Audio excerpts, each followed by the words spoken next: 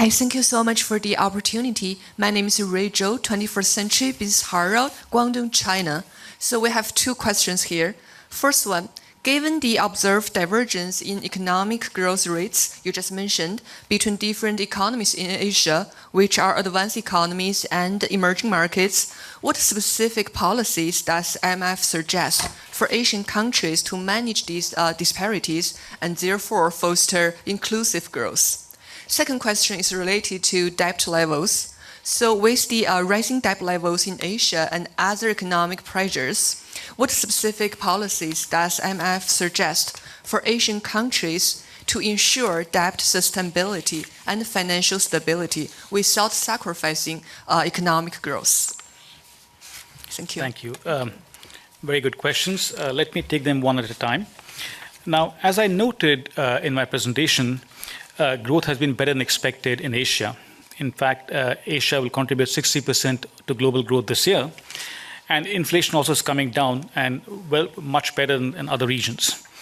But there are large disparities within the region. And for example, if you take the second half of 2023, we had positive surprises, not just from countries like India, which are big, but also smaller economies such as Cambodia. On the other hand, you also had countries which didn't do as well as we expected, such as Thailand. And there are many reasons for that, and that they are country-specific. In terms of policies, how would we distinguish that? I think let me just talk about monetary fiscal before I get into the longer-term policies. In terms of monetary policy, as I mentioned, there are broadly three buckets of countries. In the first set of countries, you have where inflation is well above target. That includes countries like Australia and New Zealand. And then you have a second bucket where inflation is either close to target or is at target. And finally, there are countries where inflation is low, what we call as low inflation, or rising deflation risks. So the policies, when it comes to monetary policy, it has to be differentiated across these three buckets. Countries where inflation is at or is close to target, there's room to start easing later this year, as long as policies are maintained and inflation is coming down durably. In countries where inflation is above target, such as in New Zealand and Australia, it's important to maintain the tight monetary policy stance, also supported by appropriately tight fiscal stance so that inflation comes down to target.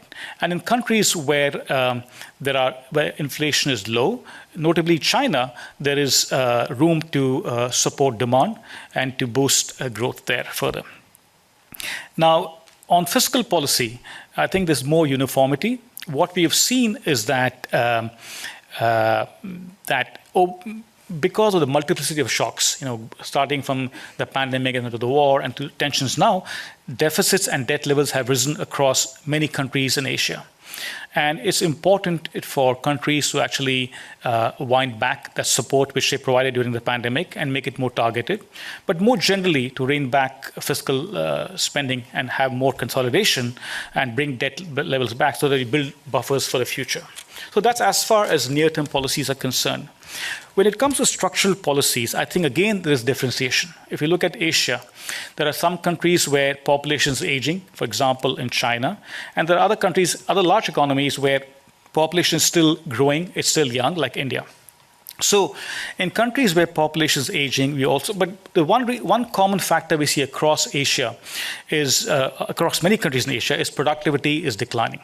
So going forward, and if you want to really leverage opportunities from AI and green growth, you have to start investing in embarking on reforms which can enhance productivity, and be that in terms of increasing access to schooling, education, opening up the economy to competition, business dynamism. All these are factors which will help increase productivity and anchor medium-term growth. And that's relevant for many countries in the region. Of course, the focus will differ in terms of what policies each country by country, but the broad slew of policies is that. Your second question was on debt, right? So now on the issue of debt sustainability, what we have seen is in 2023, if you take for the region as a whole, what we saw was that the amount of fiscal consolidation was less than we had projected. And also, a lot of countries have issued new debt at higher interest rates. So a large part of your revenue collection is going towards servicing debt, which means you're effectively crowding out spending on priority areas, including social safety nets and protecting the poor and vulnerable. So it's important that countries start embarking on fiscal consolidation. And in that context, I would say that one factor which is quite common across the region is revenues are pretty low in the region. So when you think in terms of fiscal consolidation, rather than embarking on massive expenditure cuts and so on, you want to put a lot more emphasis on revenue mobilization, which I think is critical for many countries in the region, including where we have IMF-supported programs. I hope that answers your question. Thank you.